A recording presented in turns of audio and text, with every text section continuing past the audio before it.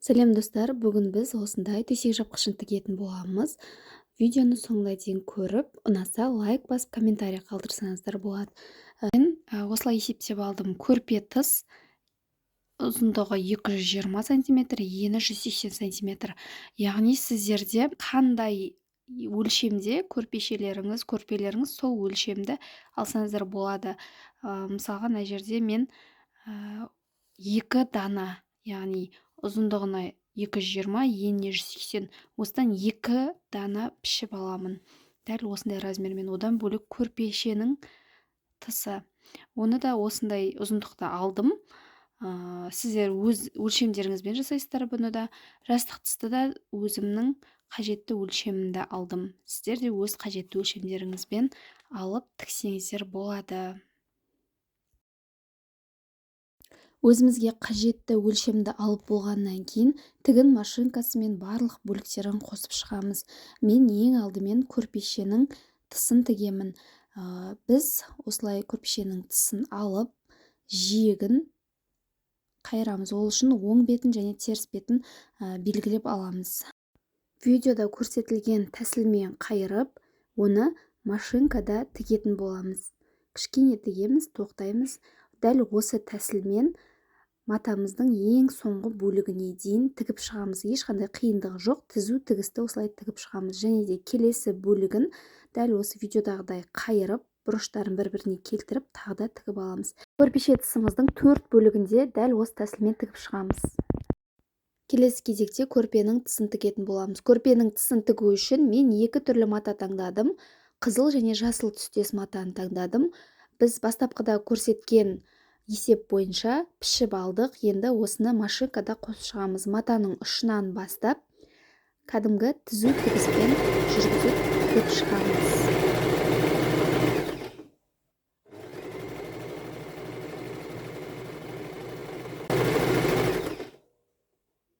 Мына бетті осылай тігіп болдық. Енді біз көрпенің ұзындығынан замок тастайтын немесе тігіп қоюға арналған бөлік тастап кетеміз. Біз ол жерден көрпені осы көрпенің тысына кіргізуіміз қажет. Сол үшін қажет болады.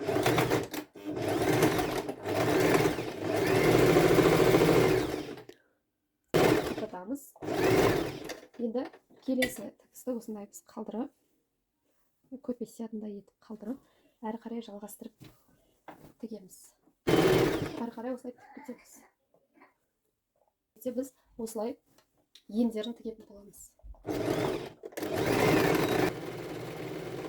Енді біз келесі кезекте көрпенің тысын тігіп болғаннан кейін сыртқы бетінен осылай жиегін ұштастырып отырып, екі жиегін ұштастырып отырып, сыртынан тағы да бір тігіп шығамыз. Ол үшін осылай ұшынымызға қойып аламыз. Ең ұшына қойып аламыз. Содан кейін осылай ең кішкентай тігісті түзу тігіс жүргізіп шығамыз. Ол біздің мынау матамыздың әдемі сәнді болып тұру үшін қажет болады. Тігіп шығатын боламыз. Келесі кезекте жастықтың тісін тігеміз. Ол үшін біз осылай қажетті өлшемімізді алып аламыз. Содан кейін ең бірінші біз жастығымыздың енін екі жерден тігіп аламыз. Біріншісін мына тұстан осылай түзу тігіспен тігіп шығамыз. Одан кейін екіншісін мына тұстан тігеміз. Осылай бір қайырып аламыз. Содан соң машинкаға қойып, осылай бір қайырып тігіп аламыз. Екі тұсты да осылай тігіп алдым. Енді біз матамызды осылай өлшеп отырып, осылай бөктейміз. Одан кейін біз мынау үлкен бетін сыртына қарай шығарамыз. Кішірек бетін ішіне саламыз. Осылай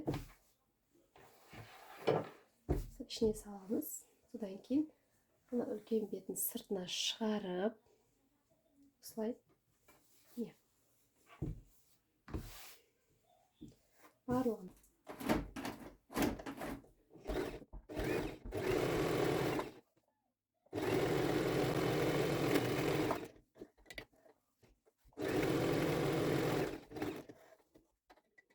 Сыртқы бетінен тағы да бір тігіс жүргізіп шықсақ болады. Жастық тісіміз дайын. Артық жіптердің барлығын қырқып тастаймыз.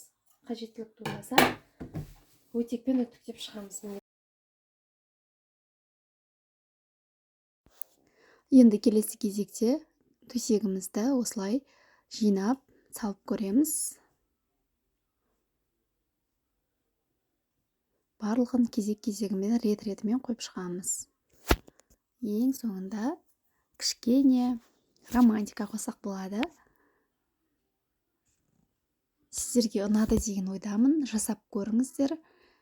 Егер менің видеоларым ұнаса, маған тіркеліп қолдап қойыңыздар.